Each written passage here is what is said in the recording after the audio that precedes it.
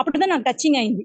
ఇది సత్యమే, సెంటర్ లోనే ఉంటారు బాబా అనేసి నాకు అది టచింగ్ అయింది. అప్పుడు ఒక నిజంగా ఒక మాతాజీ ఇక్కడ ఆఫీస్ లో ఉంటారు, వాళ్ళు వచ్చి బాబా ఇంటికి వస్తారు. వాళ్ళు అడిగినారు, నిర్మలా వాళ్ళు ఇంత మోసంగా నిన్ను ట్రీట్ చేశారు, నువ్వు అట్లా ఉండగా నువ్వు ఎందుకు ఆ సెంటర్ కే రావాలని తలుస్తావు, వద్దు ఉచ్చేడు, నీకు బాబాపై అంటే నమ్మకం ఇప్పుడు ఉంది, వేరే సెంటర్ కు ఇప్పుడు పోనా. మీరు ఆ సెంటర్ లోకి వెళ్ళేవారు అన్నారు కదా, వీళ్ళు మంత్రాలు తంత్రాలు చేసి ఏమైనా భోగులో గాని బ్రహ్మ భోజనంలో గాని కలిపినట్టు ఏమైనా చూసారా?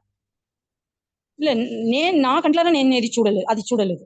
అంటే వాళ్ళు అంటే మరి చేస్తారనేది అది చెప్పి విని ఉండాను, వాళ్ళు అంటే ఇప్పుడు ఏమో వీళ్ళు చేస్తారు. వాళ్ళు చేసేవేంటంటే, వాళ్ళు చేసిన పసుపు, కుంకుమలు అయి మంచం కింద పెట్టడము, ఆ తర్వాత త్రికోణాకారంవి చేసి పెట్టడము, ప్లస్ ఆ తులసి మాతాజీ వెళ్లి ఆ మంత్రగాడి దగ్గరికి తీసుకెళ్లడము, ఇవన్నీ మాత్రం చూసారు. మరి ఇప్పుడు ఇవన్నీ జరుగుతున్నాయని సెంటర్‌లో ఉన్న వాళ్ళకి తెలిసినప్పుడు ఎవరు నోరిప్పలేదా? ఎత్తలేదు. అందరూ ఈ పుగళ్ళకి అడిమాతారు. వాళ్ళు ముందుకు పెట్టారు కదా, ఆ సేవలు ముందుకు పెట్టారు. మీరు నిండా మంచి వాళ్ళు, మీరు అట్లా ఇట్లా అనేసి వాళ్ళని పొగుడుతానే ఉంటారు కదా, ఆ అవును. పొగళ్ళకి అంతా అడిమైపోతారు. అదే అక్కడ ఉండే విషయం.